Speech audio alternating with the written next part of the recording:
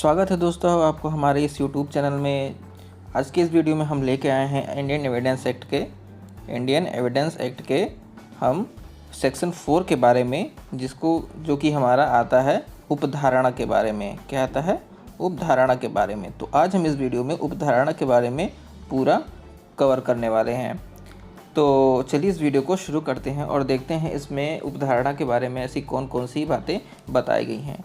तो सबसे पहले अगर हम उपधारणा के बारे में बात करें कि तो उपधारणा होता क्या है, तो उपधारणा का अर्थ होता है, इसका जो बेसिक मतलब होता है वो होता है मानकर चलना। मतलब किसी भी चीज़ को मानकर चलना।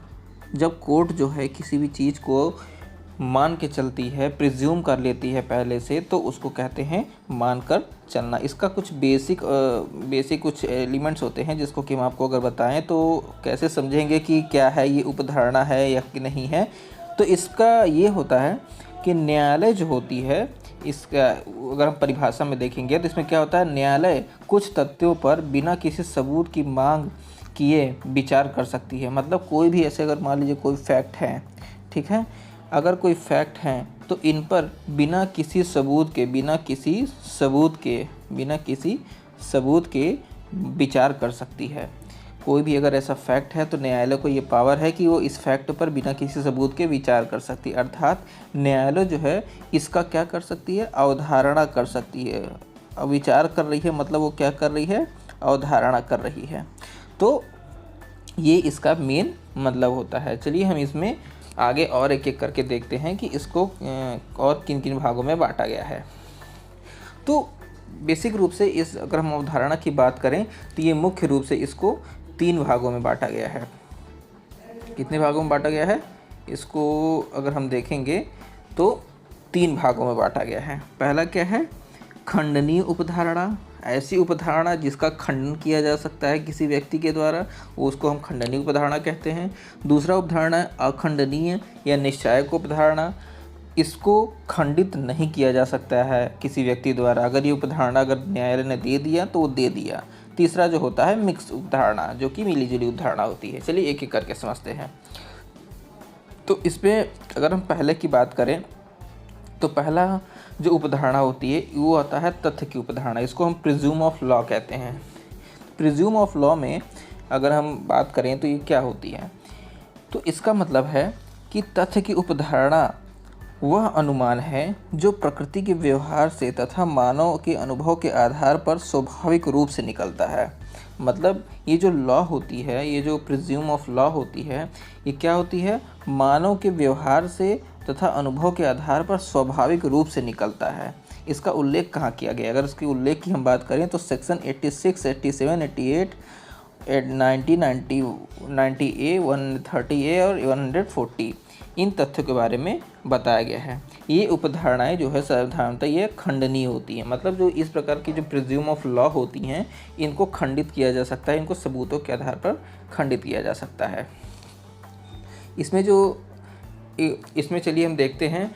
पहला क्या है, मे प्रिज्यूम, उपधारणा कर सकेगा। इसका हिंदी में अर्थ होता है उपधारणा कर सकेगा, जिसको हम मे प्रिज्यूम बोलते हैं।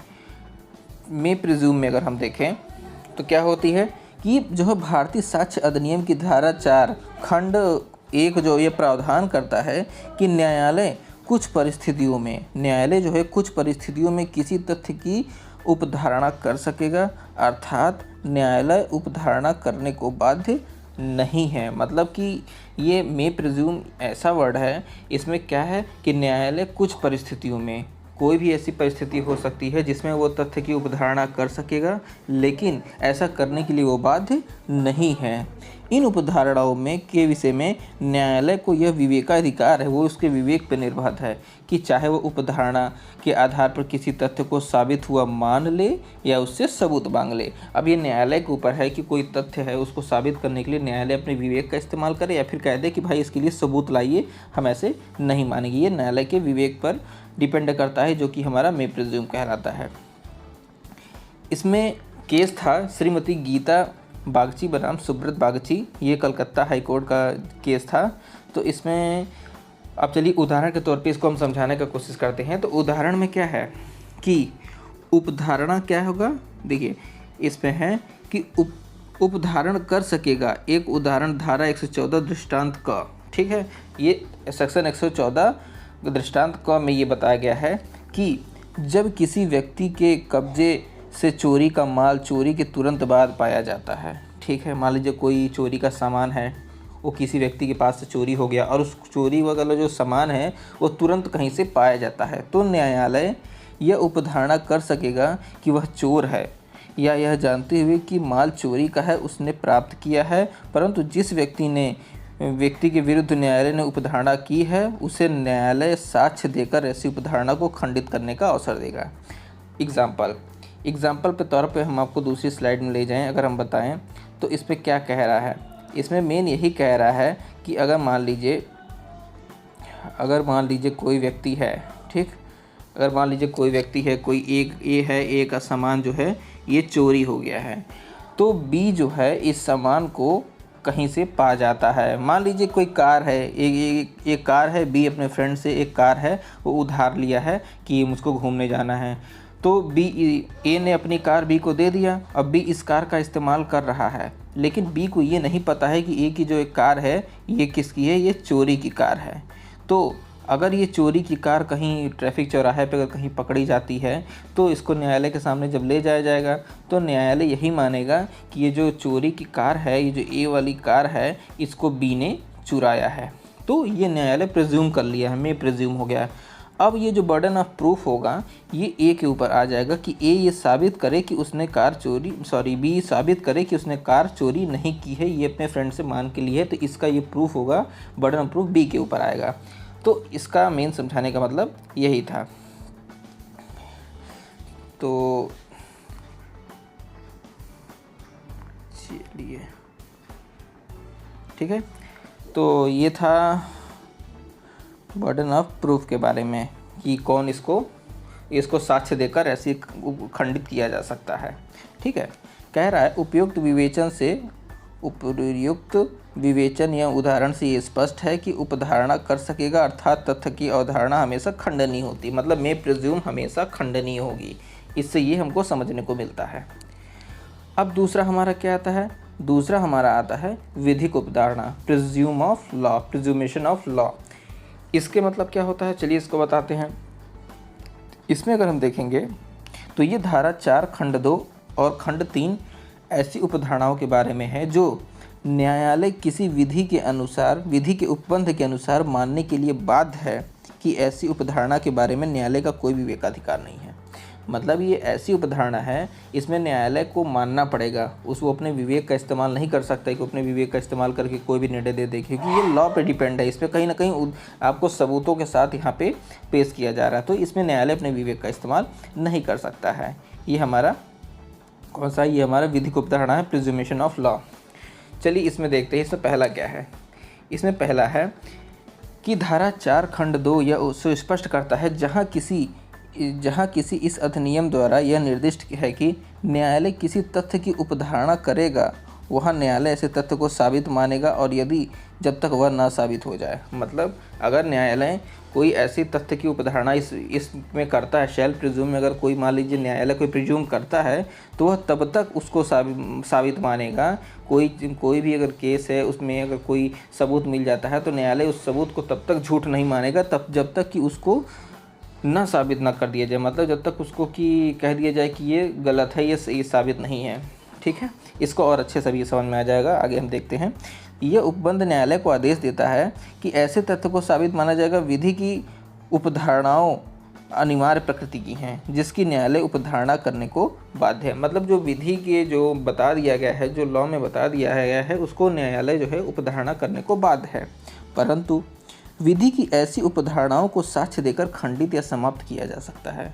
अगर न्यायालय ऐसी उपधारणा करता है शैल प्रिज्यूम में, तो उसको क्या किया जा सकता है, खंडित या समाप्त किया जा सकता है। ठीक है, कैसे समाप्त किया जा सकता है, आपको सबूत देकर, ऐसा सबूत दिया जाए कि जो पहले वाला जो सबूत है वो पूरी तरह से खंडित हो जाए। हालांकि इसमें न्यायालय प्रिज्यूम नहीं कर रहा है, न्यायालय जो लॉ के हिसाब से सोच रहा है, उसमें अपने विवेक का इस्तेमाल नहीं कर रहा है, और अगर किसी चीज़ को कर रहा है, मान लिया है साबित, तो उसको तब तक साबित मानेगा जब तक वो ना साबित ना सिद्ध हो जाए। ठीक है, और ना साबित कैसे सिद्ध होगा, वो इसी तरह सिद्ध होगा जब आप उसके खिलाफ कोई दूसरा सबूत पेश न कर दें। अतः उसे विधि की खंडनीय उपधारणा भी कहा जा सकता है। ठीक है। साक्ष्य अधिनियम की धारा 79, 80, 81, 83, 85, 89, 104, 105, 107, 108, 111A, 113 और 114 उपधारणा करेगा, इससे संबंधित है। ये जो हमारे सेक्शन है ये हमारे इससे संबंधित है, उपधारणा करने से संबंधित है। अब हम आते हैं इसके उदाहरण में, इसको उदाहरण से समझने की कोशिश करते हैं। धारा 108 यह प्रावधान करता है कि जब किसी व्यक्ति के संबंध में यह प्रश्न खड़ा होता है कि कोई मनुष्य जीवित है या मर गया। देखिए उदाहरण के तौर पर समझा रहा है कैसे, कि अगर कोई मान लीजिए कोई व्यक्ति है, उसके संबंध में यह प्रश्न हो गया है कि वो जीवित है या मर गया है। ठीक है।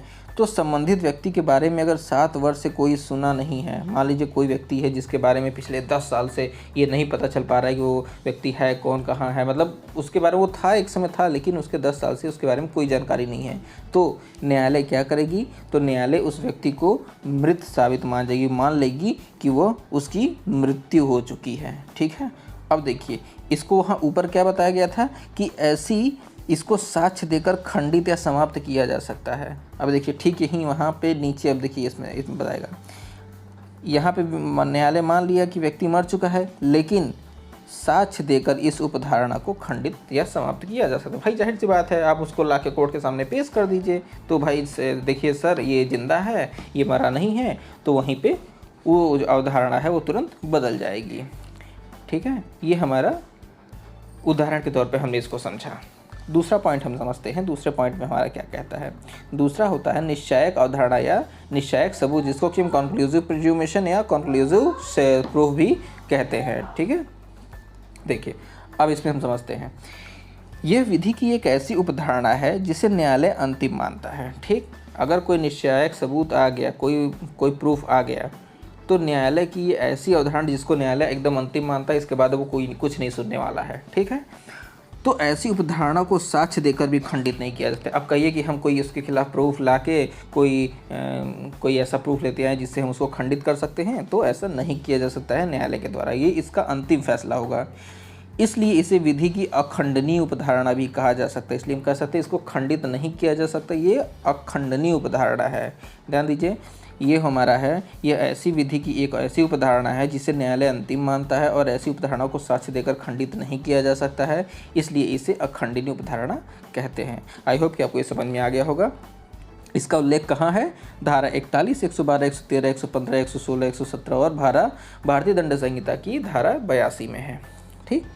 आगे देखते हैं, आगे इसमें क्या है, धारा 4 खंड 3। ठीक है। निश्चायक उपधारणा करता है और इस खंड में यह कहा गया है कि जहाँ की अधिनियम द्वारा एक तथ्य किसी अन्य तथ्य का निश्चायक सबूत घोषित किया गया हो और वहाँ न्यायालय उस एक तथ्य को साबित हो जाने से अन्य को साबित मानेगा, तो उसे न साबित करने के प्रयोजन के लिए साक्ष्य जाने की अनुज्ञा नहीं है। इसको अभी उदाहरण के तौर पे आप अभी बहुत अच्छे से समझ जाएंगे।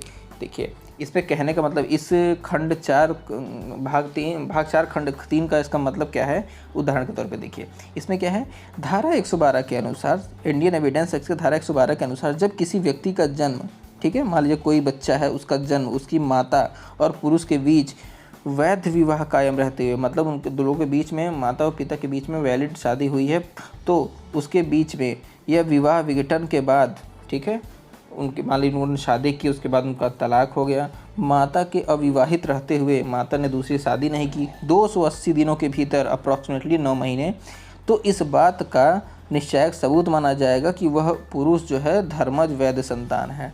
अगर कोई बच्चा, इसमें कह रहा है कि अगर मान लीजिए कोई बच्चा है वो जन्म ले लेता है, किसी मान लीजिए कोई हस्बैंड वाइफ की शादी हुई, इसको हम आपको स्लाइड के माध्यम से समझाते हैं, ठीक है, तो आपको अच्छे से समझ में आ जाएगा। इसमें एक मिनट, ठीक, इस मान लीजिए ए है, ये एफ है, एफ नहीं, मान लीजिए ये एच है और ये डब्लू है, ठीक है, एच है और डब्लू है, हस्बैंड और वाइफ हो गए, ठीक, इन दोनों की शादी हुई, इसके बाद से हस्बैंड की कुछ दिन बाद मृत्यु हो जाती है या दोनों के इसमें तलाक हो जाता है, मान लीजिए इसकी मृत्यु हो गई और तलाक हुई, और इसमें वाइफ ने अपनी दूसरी शादी नहीं की, दूसरी शादी अभी नहीं की है, तो जब से हस्बैंड की मृत्यु हुई है या तलाक हुआ है उस दिन से 280 दिनों के अंदर अगर कोई बच्चा जन्म लेता है, ठीक है, हालांकि शर्त क्या है, वाइफ ने दूसरी शादी नहीं की है, तो ये माना जाएगा कि ये जो चाइल्ड है वो इस एच का है, इसमें ये एच मना नहीं कर सकता है। इसका समझाने का मतलब ये था, ठीक है। तो इसमें क्या है कि धारा 112 के अनुसार जब किसी व्यक्ति का जन्म उसकी माता और पुरुष के अब इसमें क्या है कि इसको खंडित नहीं किया जा सकता है। मतलब न्यायालय अब ये नहीं कहेगी कि भाई हम डीएनए टेस्ट, आप कहेंगे कि नहीं सर डीएनए टेस्ट करा लो, हम ये मेरा बच्चा नहीं है, तो ऐसा नहीं है। न्यायालय आपको परमिशन ही नहीं देगी, कहेगी कि नहीं हम डीएनए टेस्ट नहीं कराएंगे और क्या बोलते हैं ये बच्चा आप ही का है, क्योंकि वो समाज के प्रति वो गलत होगा अगर न्यायालय ऐसा परमिशन दे देती है। तो कुल मिला के कि धारा 112 के अनुसार जब किसी व्यक्ति का जन्म उसकी माता और पिता पुरुष की वैध शादी के रहते हुए विवाह विघटन के बाद माता की अविवाहित रहते हुए 280 दिनों के भीतर हुआ है, तो यह निश्चायक सबूत माना जाएगा, ठीक है, कि वो दोनों उन्हीं का संतान है। धारा 112 का देखिए एक एक्सेप्शन है। इसका एक्सेप्शन क्या है कि यदि गर्भधारण करने के दौरान पति और पत्नी के बीच मुलाकात नहीं हुई है तो ऐसी उपधारणा का निश्चायक सबूत नहीं माना जाएगा। अगर मान लीजिए पत्नी गर्भधारण करती है तो इसके कंडीशन में ये बर्डन ऑफ प्रूफ पति के ऊपर आ जाएगा कि वो इसको सिद्ध करे कि साहब हम दोनों के बीच में कि तो मुलाकात हुई ही नहीं है। तो अगर ये प्रूफ कर देता है तो ऐसी उपधारणा को निश्चायक सबूत नहीं माना जाएगा, इसको भी बदला जा सकता है। ये एक एक्सेप्शन है, ठीक है, ये एक अपवाद है। अब हमारा आता है तीसरा में कुछ नहीं है। तीसरा मुख्य रूप से मिश्रित उपधारणाएं के बारे में बताया गया है। तो मिश्रित उपधारणाएं अगर के बारे में हम देखेंगे तो ये मुख्य रूप से अंग्रेजी विधि तक ज़्यादा सीमित है, हमारे भारतीय साक्ष्य अधिनियम में इसका उल्लेख नहीं है। ये मुख्य रूप से मिश्रित अवधारणा के बारे में है। तो अभी तक हम लोगों ने क्या समझा? अभी तक हम लोगों ने समझा कि मिश्रित उपधारणाएँ क्या होती हैं और मिश्रित उपधारणाएँ क्या होती हैं, निश्चायक उपधारणा क्या होती है और क्या होती हैं, मे प्रिज्यूम क्या होती है, शैल प्रिज्यूम क्या होती है, इन सब के बारे में हमने अच्छे से समझा, जो कि हमारे भारतीय साक्ष्य अधिनियम के अंतर्गत आता है। तो दोस्तों आई होप कि ये वीडियो आपको काफ़ी पसंद आया होगा। पसंद आया तो आप इसे लाइक कीजिए, कमेंट कीजिए, अपने फ्रेंड के साथ शेयर कीजिए, और अगर आपके मन में कोई क्वेश्चन हो तो आप नीचे कमेंट बॉक्स में पूछ सकते हैं। मिलते हैं हम आपसे अगले वीडियो में किसी अन्य टॉपिक के साथ। तब तक के लिए थैंक यू।